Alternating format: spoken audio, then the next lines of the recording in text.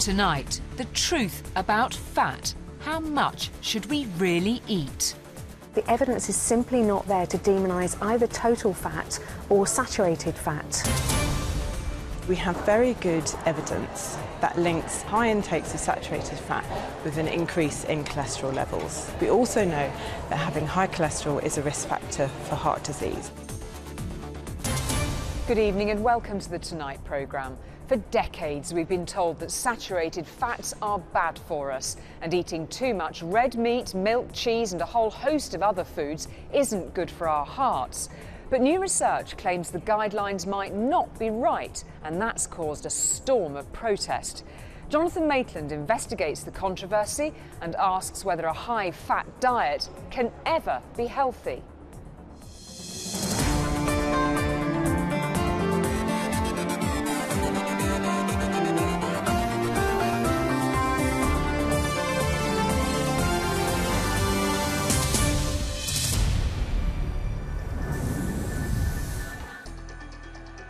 I'm 54 and I've been brought up on the basis that a diet that's high in fat is bad for us.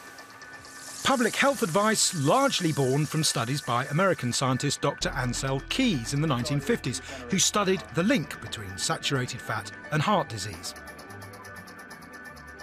Of 10 men, we can expect 5 to get it. But we can't say who, or when, or why. Public health advice still maintains that the average man shouldn't eat more than 30 grams of saturated fat a day and the average woman no more than 20 grams. But which foods you get that fat from seems to be key, and some academics now argue that the guidance on how much we should eat lacks the solid scientific trials needed to back it up. Thank you. Now, as someone who's very partial to the icing on the cake and the crackling on the pork, I was delighted to hear that fat might not be as bad for us as was previously thought.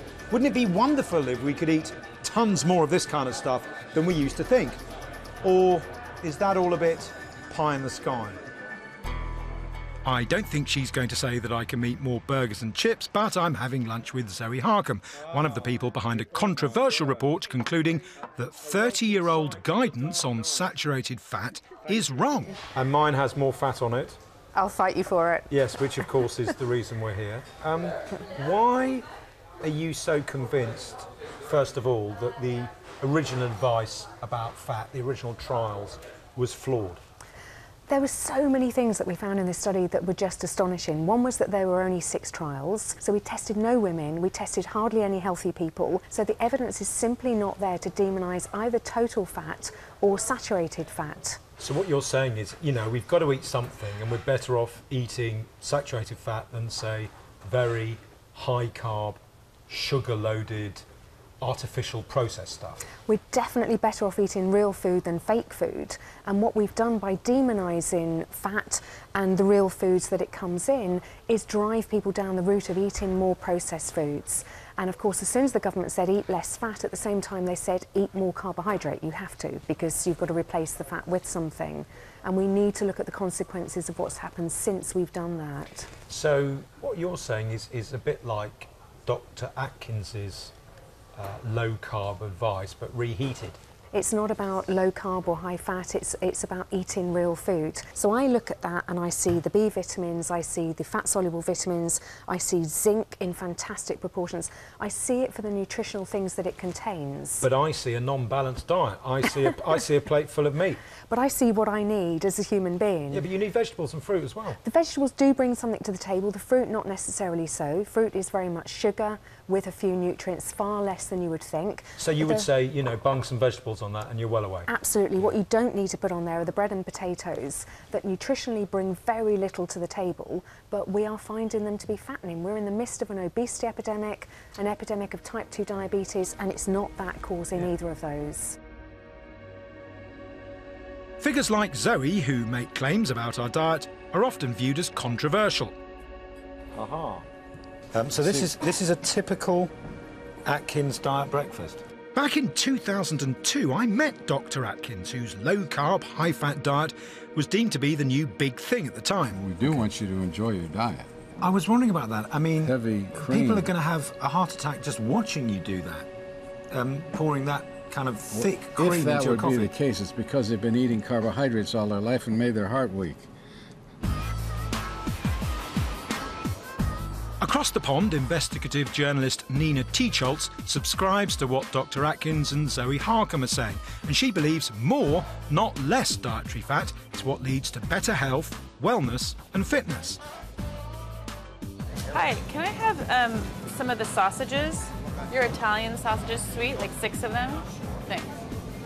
You know, they trim all the fat off the meat now, but it used to be that, you know, fatty, richer meat that tastes better is marbled with fat and actually tastes much better.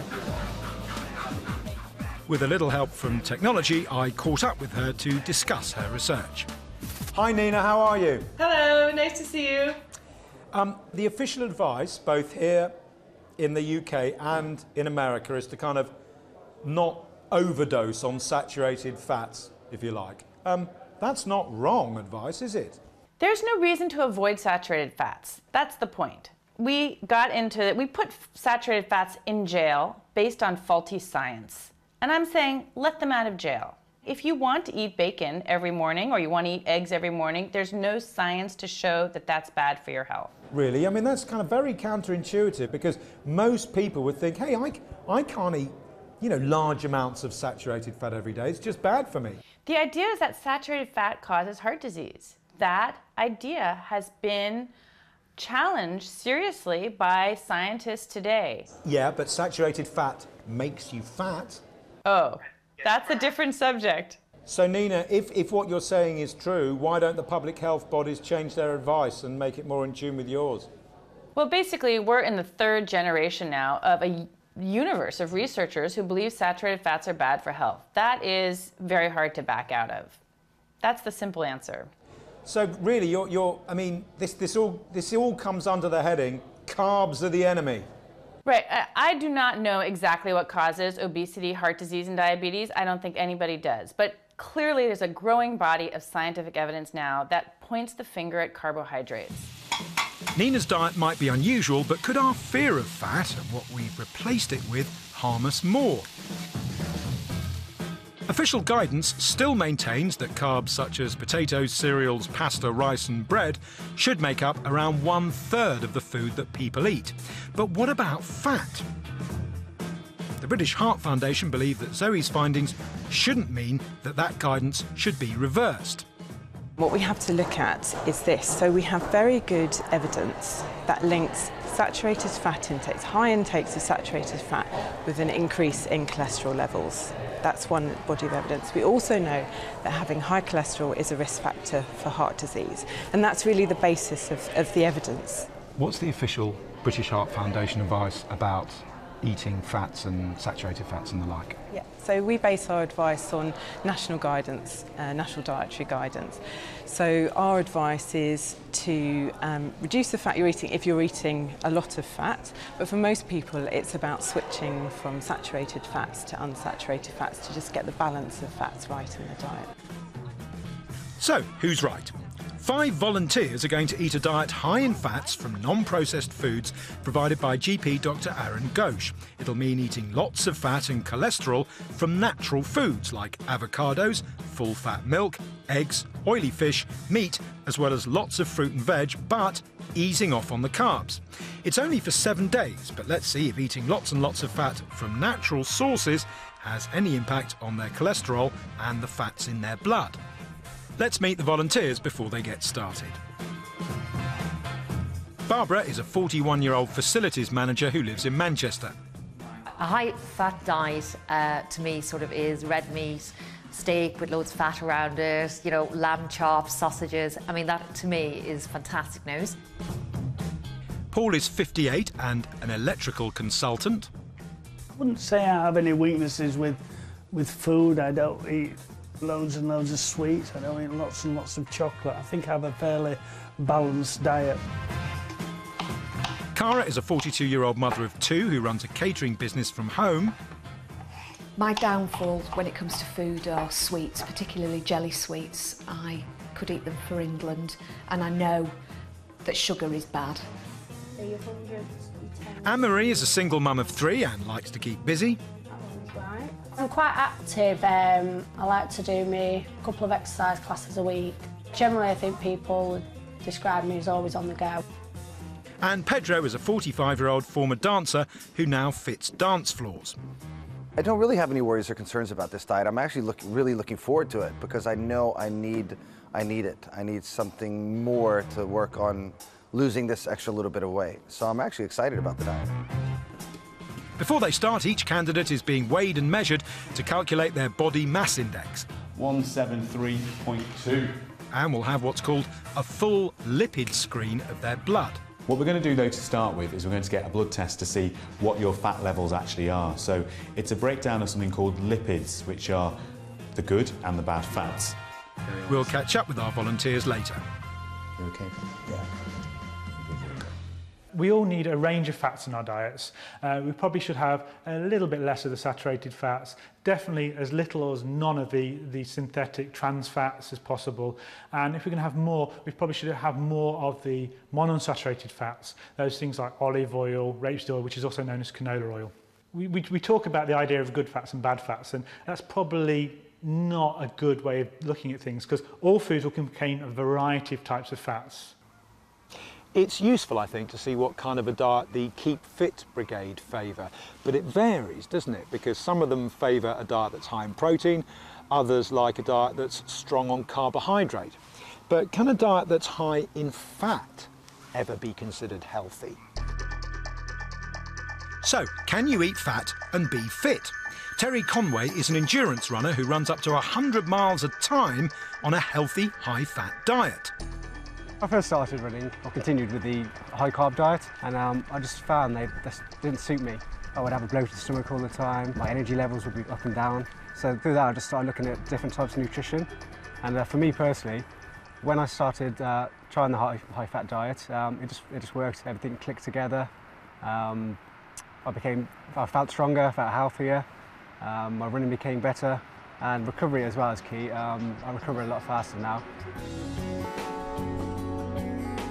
There was a long time before I became fully fat adapted. It wasn't a case of 3 or 4 weeks, it was more 6 to 12 months. It's a long-term commitment. The biggest challenge is the cravings. Some things were easy, cutting out bread and pasta, which I was really surprised about because prior to going onto a high-fat diet, I would eat a lot of pasta and a lot of bread. It was a staple part of my diet because that's what I thought I needed to run high mileage. But as soon as I stopped eating it, I felt instantly better. So Terry seems to be getting what he needs from a high-fat diet, but does this make any sense? Time to ask the expert. If you're an ultra-endurance runner, yeah, you can adapt to fat because the way your body's working, that would be less an issue. But if you're working in a high intensity, say as a sprinter or playing football where it's intermittent, it might not work as well. And athletes can adapt, because they're fit, they're trained, and sort of mentally conditioned to perform. So if they're working on a diet that they feel is good for them, they may perform better. We've got a guy who runs 100 miles at a time on healthy fats, 100 miles at a time. Mm-hmm. I mean, I'm not saying that proves that, you can live on a diet of healthy fats, but he's onto something, isn't he?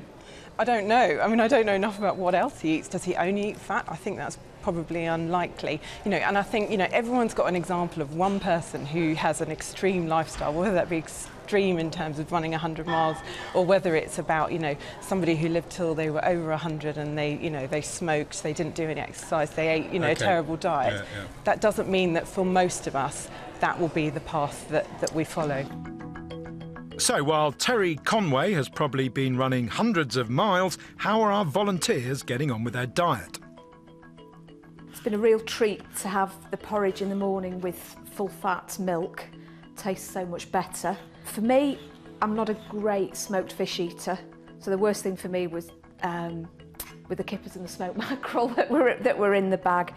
I've not actually tried the herring rolls yet. I keep looking at them like, we'll do that tomorrow. The avocado, I've never tried before. I found that quite hard and tasteless. But as for everything else, it's not been too bad. I'm feeling okay. I don't notice any difference. I haven't had any dips or any lows or anything like that, but I haven't been that long into the diet yet, so it's still early days, but excited for it. Right, our volunteers have been on their special diet for a week now. Very enjoyable, I'm sure, but it's time to find out what it's done to their health. So we're back at that private hospital in Liverpool where we started, just to run the numbers and see how they've got on. They all had a blood test this morning, and Dr. Ghosh has got back the data and is now comparing their blood from 7 days ago before they started their diets. How has eating healthy fats affected their health and weight? How's it been this week? It's been really good. It's not been a huge change in a lot of ways because I have a diet that's got lots of meat and fish and chicken in it anyway, and lots of fruit and veg. Probably the biggest change is the lack of wine and the lack of carbohydrate, or a smaller amount of carbohydrate. So whole grain rice rather than pasta and bread. It was pretty easy. I really enjoyed it. The avocado and the flaxseed, and it was good. By about the fourth day, I felt a little bit tired, a little bit drained. I wasn't sure I was maybe coming down with something, but by Monday I was back to a normal self. Yeah, I didn't have any dips at all. I just felt great all the time. If I had a little tired dip, then I'd have a handful of nuts or some of the dark chocolate, and that just gives you a great boost. I think it's been really good. I've ate healthier this week than I normally would. Great variety of food to choose from. And I haven't been eating, and I've been very conscious of what I eat, which I thought was, for me, better than what I used to eat. So they all seem fairly happy with the diet. Let's see the results. Cara's cholesterol was 5.2, it's now 4.8, and she lost 2 kilograms in weight. Pedro's cholesterol was 6.1, is now 5.7, and he lost half a kilo. Anne-Marie's cholesterol and weight stayed the same. Paul's cholesterol was 7.0, it's now 6.8, and he lost half a kilo. And Barbara's cholesterol stayed the same, but she lost 2 kilograms.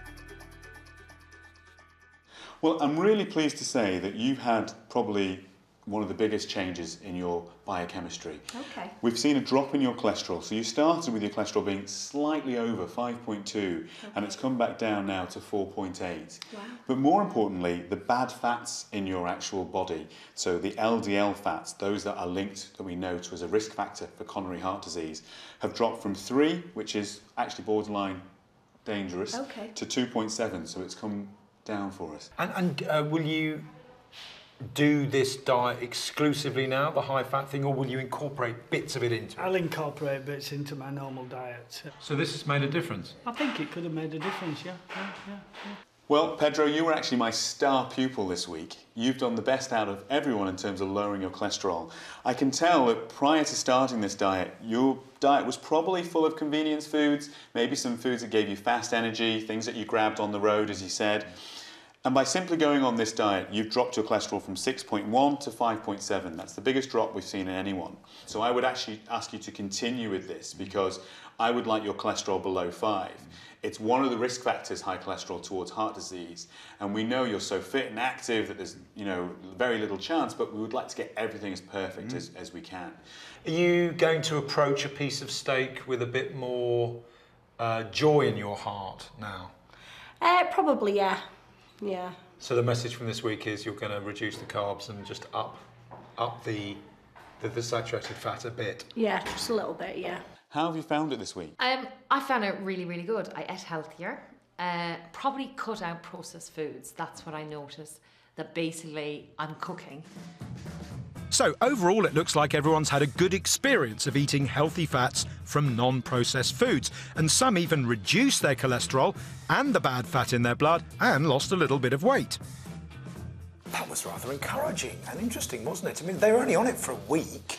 I mean, you can't draw too much scientific conclusion from that, but it was really interesting to see how they felt changing their diet. It was also really interesting to see how different people coped with it. Some actually said, this was like my diet anyway, I used to have these choices. Other people actually went, oh, this is really difficult to do. What's really encouraging is most of them lost weight. Most of them we saw a slight reduction in cholesterol. And I think the best thing we can say is this diet certainly caused no one any harm at all. But if you existed on pretty much just this for the rest of your life, would that be better than our average diet, our average lifestyle? I think for the vast majority of people who don't have certain medical conditions, this is a very good lifestyle diet for the general public. If you were eating this diet every single day, you would probably have a much better, healthier lifestyle than what we currently, most of us, do on a daily basis. In the initial few days of weight loss, you will tend to lose weight quicker because your body will tend to lose water, particularly if you're cutting back on the carbohydrate in your diet, because your liver stores some carbohydrate, and with that carbohydrate, it stores 4 times its weight in water. So you can quite easily lose quite a lot of weight rapidly. In terms of things like, using things like butter, there's not a definite sort of ban on butter from dietitians. It's using it sensibly and not using too much of it. It's perfectly acceptable. It's a good idea because it's going to taste better. And if you enjoy the food, you're less likely to want to eat other things. We did an admittedly not very scientific experiment where we had 5 people on a so-called healthy high-fat diet. Their cholesterol went down, some of them lost weight. Doesn't that suggest that actually you can have quite a healthy high-fat diet? Something like coronary heart disease, it's a multifactorial disease. It's not only cholesterol that's important, it's blood pressure, whether you smoke, how much physical activity you do, and that's why I think focusing too much just on single nutrients is not helpful in terms of actually reducing your overall risk of heart disease. What's your instinct about what the best diet for us now is and how much fat we should have? Where the evidence seems to be going in terms of heart disease is actually towards whole diet approaches, and a really good way of describing that is the traditional Mediterranean diet. So there are fats in the diet, but they're healthy fats, so they are unsaturated fats, whether it's from the olive oil that we all associate with the Mediterranean diet or the polyunsaturated fats that come from things like fish and nuts.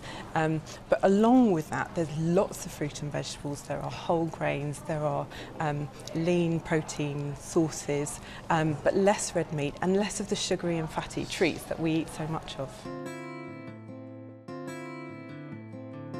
But this latest research about fat doesn't give us a license to eat huge fry-ups every day, of course, or to pour double cream down our throats, because the key to a healthy diet is still, as it's always been, about 3 things: moderation, eating less, and moving more. Now, if you'd like more information on tonight's programme, please visit our website at itv.com/tonight. Until next time, good evening and thanks for watching. Coming up next week, how to get into a good school. When the pressure on school places is high, parents can sometimes be driven to extremes. My grand said, well, we got in by going to church, so if you want to make sure and not just leave it to chance, then you should go to church. But were you religious? No. Some people might say you were faking it. Some people might say you were lying. Well, I would say that I was being a good parent. What most people want is a good school. And the fact that everyone else does it means that if you don't do it, your child is going to be disadvantaged.